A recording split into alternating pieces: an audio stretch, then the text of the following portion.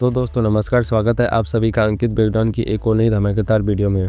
आज की इस वीडियो में हम बात करने वाले हैं सुपरस्टार प्रभास की 2026 की पहली फिल्म दा राजा साहब के बारे में। ये फिल्म सिर्फ हॉरर नहीं है, सिर्फ कॉमेडी नहीं है, बल्कि दोनों का ऐसा मिक्स है जो डर भी देगा और हंसाएगा भी। और अगर आप में से किसी ने अभी तक ये मूवी थिएटर में नहीं देखी है तो घबराने की बिल्कुल जरूरत नहीं है, क्योंकि इस वीडियो में मैं आपको दा राजा साहब की पूरी कहानी डिटेल में एक्सप्लेन करने वाला हूँ बिना बोरिंग करते हुए। तो वीडियो को एंड तक जरूर देखना, क्योंकि स्टोरी जैसे जैसे आगे बढ़ेगी वैसे वैसे ट्विस्ट और रिवलेशन और खतरनाक होते चले जाएंगे। तो चलिए बिना किसी देरी के शुरू करते हैं दा राजा साहब की डरावनी दुनिया। फिल्म की शुरुआत होती है एक घने जंगल से, जिसके बिल्कुल पास से एक सुनसान हाईवे गुजर रहा होता है।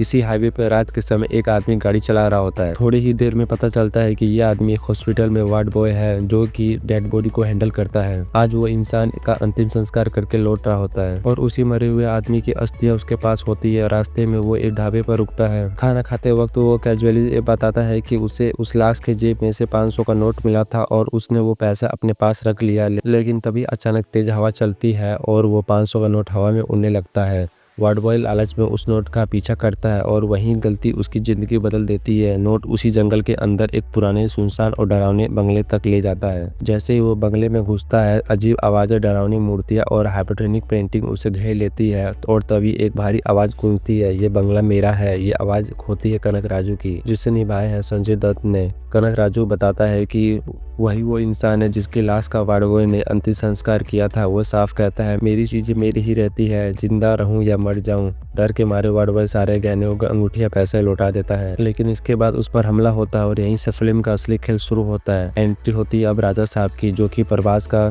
और स्क्रीन पर आती है प्रभास की ग्रैंड एंट्री। कुछ गुंडे एक लड़की को परेशान कर रहे होते हैं और तभी प्रभास की एंट्री होती है और वो अकेले सबकी धुलाई कर देते हैं। बैकग्राउंड में सॉन्ग, स्लो मोशन शूट, पूरा मास मूवमेंट। अब हमें पता चलता है कि प्रभास का नाम राजा साहब, जिसे सब प्यार से राजू कहते हैं। राजू एक गाँव में अपनी दादी के साथ रहता है। उसके माता पिता बचपन में गुजर चुके होते हैं और दादाजी सालों पहले रहस्य तरीके से गायब हो गए थे। दादी को भूलने की बीमारी है और वो हर वक्त अपने पति कनक राजू को याद करती रहती।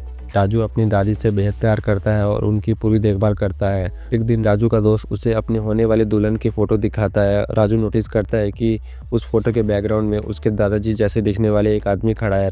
राजू जब वो फोटो दादी को दिखाता है तो दादी इमोशनल हो जाती है। राजू प्रॉमिस करता है, मैं दादाजी को ढूंढकर वापस लाऊंगा, और हैदराबाद में अपने मामा जो पुलिस में है उनको फोन करता है। मामा बताते हैं कि एक इंस्पेक्टर मदद कर सकता है, लेकिन वो 5 लाख रुपए मांगेगा। राजू के पास पैसे नहीं होते हैं तो अपनी गर्लफ्रेंड अनीता से पैसे उधार लेता है और हैदराबाद निकल पड़ता है। हैदराबाद में राजू की मुलाकात होती है एक लड़की से। लड़की का नाम होता है बैसी।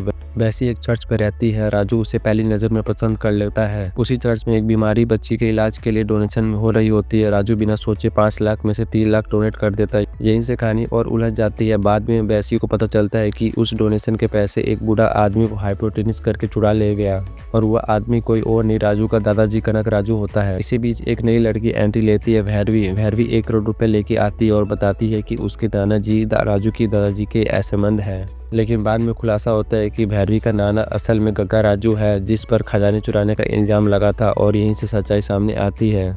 कनक राजू असल में एक लालची, घमंडी और काले जादू का साधक था। उसने अघोरी बाबा से शक्तियाँ पाई, रानी गंगा देवी को वसीकरण में फंसाया, शादी की, खजाना लूटा और सबको धोखा दिया। बनने के बाद भी उसकी आत्मा लालच से भरी रही। राजू सबको लेकर नरसापुर के जंगल में उसी भूतिया बंगले तक पहुंचता है। ये कनक राजू की आत्मा राजू को ट्रैप कर लेती है। तभी डॉक्टर की एंट्री होती है। डॉक्टर बताता है कि इसे हराने के लिए 7 चक्र की शक्ति जगानी होगी। तीसरी अमावस्या की रात कनक राजू की दादी की बलि देना चाहता है। आखिरकार राजू अपनी अंदर छिपी देवती शक्ति को पहचानता है। माँ दुर्गा का अंश बनकर वो 7 चक्र एक्टिवेट कर लेते। एक जोरदार पंच और कनक राजू का अंत हो जाता है। दादी पूरी तरह से ठीक हो जाती है, वशीकरण टूट जाता है। लेकिन आखिरी सीन में राजू एक जोकर मेकअप वाले अपने ही दूसरे रूप को देखता है। स्क्रीन पर लिखा आता है दा राजा साहब 2 सर्कस 1935। सो आपको वीडियो पसंद आई हो तो वीडियो को लाइक करना, कमेंट में राजा साहब जरूर लिखना, और वीडियो को शेयर करना हो तो वीडियो को शेयर भी कर देना। बाकी अगर आप में से किसी ने चैनल सब्सक्राइब नहीं किया हो तो जल्दी से चैनल को सब्सक्राइब भी कर लेना और बेल आइकन को भी ऑल पे सेट कर लेना, ताकि आप हमारे चैनल की सारी लेटेस्ट वीडियो को सबसे पहले देख सके। बाकी मैं आपसे मिलता हूँ एक ऐसी और बेहतरीन वीडियो में, तब तक के लिए गुड बाय।